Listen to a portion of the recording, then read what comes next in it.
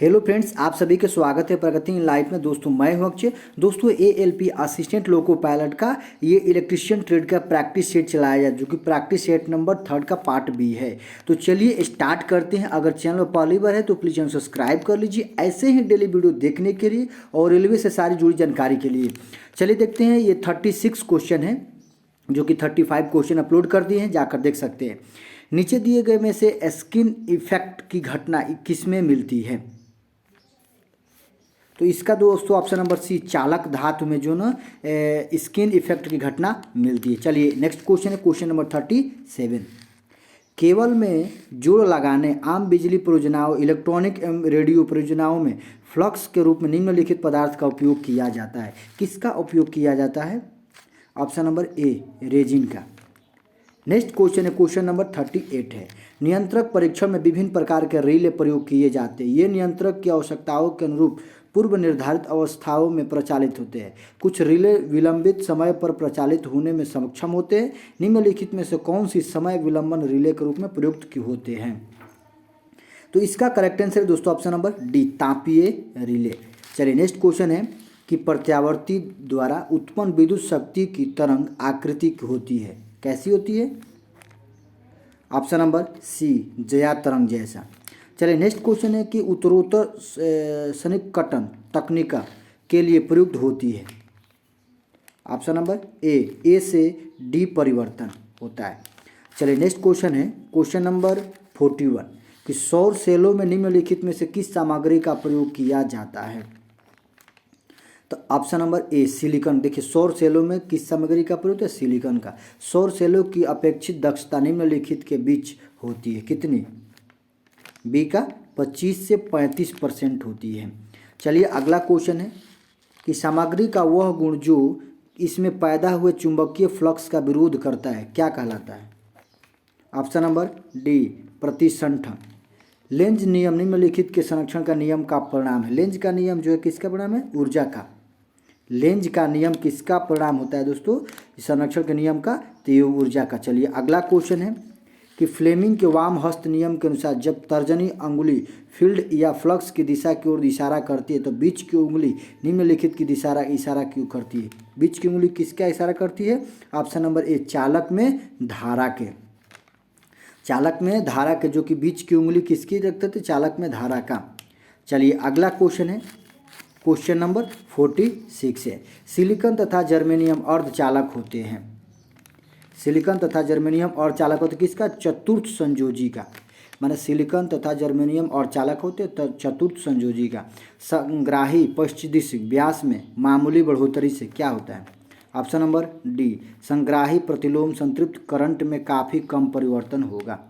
चलिए अगला क्वेश्चन है कि जर्मनी क्रिस्टल को फास्फोरस तथा एंटीमनी की समान संख्या में मिलाया जाता है, जो क्या होता है? ऑप्शन नंबर सी, एन प्रकार का एक अर्धचालक है।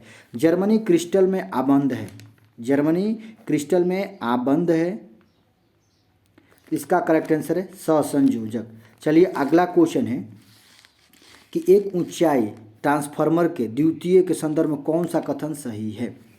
तो देखिए इसका करेक्ट आंसर दोस्तों ऑप्शन नंबर बी, वोल्टता बढ़ाती है, धारा कम करती है। केवीए स्थिर रहता है, जो कि वोल्टेज को बढ़ाता घटाता है, धारा जो है कम होती है। चलिए अगला क्वेश्चन है कि एक स्वपरिमामित्र माने ऑटो ट्रांसफार्मर का प्रमुख उपयोग होता है। माने इसका उपयोग कहाँ होता है ऑटो ट्रांसफार्मर का?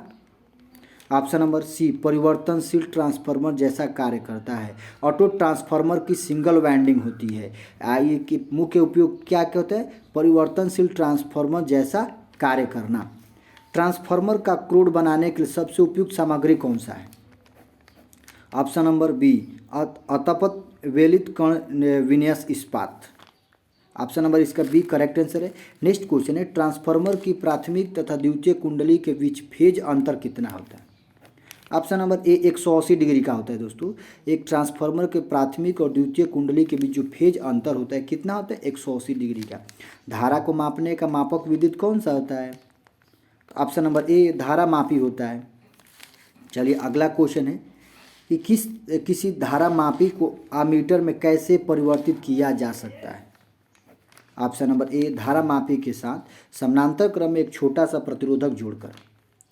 चलिए अगला क्वेश्चन है, जब किसी क्रिस्टल के पार लगाया हुआ एक छोटी वोल्टता उत्पादित करवाता है तो क्रिस्टल खाली स्थान प्रभाव प्रदान दर्शाता है, क्या करता है दोस्तों? Option number A photo electric करता है। 3 फेजिए पिंजरी प्रेरण मोटर की गति नियंत्रण किस विधि से किया जाता है? ऑप्शन नंबर डी स्पंदन चौड़ाई मॉडुलन द्वारा। चलिए अगला क्वेश्चन है, जब प्रेरण मोटर का रोटर सामान्य गति प्राप्त कर लेता है तो उसमें उत्पन्न आवृत्ति क्या होगी? तो आवृत्ति कम हो जाएगी। क्या होगी? देखिए जब प्रेरण मोटर जो होता है ना उसका रोटर सामान्य गति प्राप्त कर लेता है तो उसमें उत्पन्न आवृत्ति कम हो जाएगी। यूनिवर्सल मोटर वह मोटर है, कैसा मोटर है? ऑप्शन नंबर सी, जो एसी के साथ डीसी भी पर भी चलता है। यूनिवर्सल मोटर एसी और डीसी दोनों पर चलता है। चलिए अगला क्वेश्चन है कि सार्वत्रिक मोटर निम्नलिखित पर चल सकती है, माने सार्वत्रिक मोटर जो है किस पर चल सकती है? ऑप्शन नंबर सी, प्रधान और दिशा सप्लाई दोनों पर, यानी एसी और डीसी पर। चलिए नेक्स्ट क्वेश्चन है, क्वेश्चन नंबर 61 है कि आर प्रतिरोध के तार को n बराबर भागों में काटा जाता है, इन भागों को समांतर क्रम में जोड़ा जाता है तो इसका तुल्य प्रतिरोध क्या होगा? तो इसका तुल्य प्रतिरोध होगा दोस्तों R/N। क्या होगा? R/N होगा, मान n बराबर भागों में काटा गया आर प्रतिरोध के तार को। चलिए अगला क्वेश्चन है कि 2.2 किलोवाट व 220 वोल्ट वाले हीटर का प्रतिरोध कितना होगा? तो P = VI होता है और P = V²/R होता है। R निकालना है, V दिया गया है, P दिया गया है, निकाल लीजिएगा। तो इसका करेक्ट आंसर कितना है? B 22 ओम है। चलिए अगला क्वेश्चन है कि 10 किलोमीटर लंबी केबल का इंसुलेशन रेजिस्टेंस 1 मेगा ओम है, तो 50 किलोमीटर लंबी के लिए इसका रेजिस्टेंस कितना होगा? Option number B 0.2 mega ohm. तो दोस्तों ये 63 क्वेश्चन है। अगर ये मेरा वीडियो अच्छा लगे तो लाइक सब्सक्राइब शेयर जरूर करें, जो कि ऐसे ही डेली वीडियो लेकर आते हैं। जय हिंद, वंदे मातरम।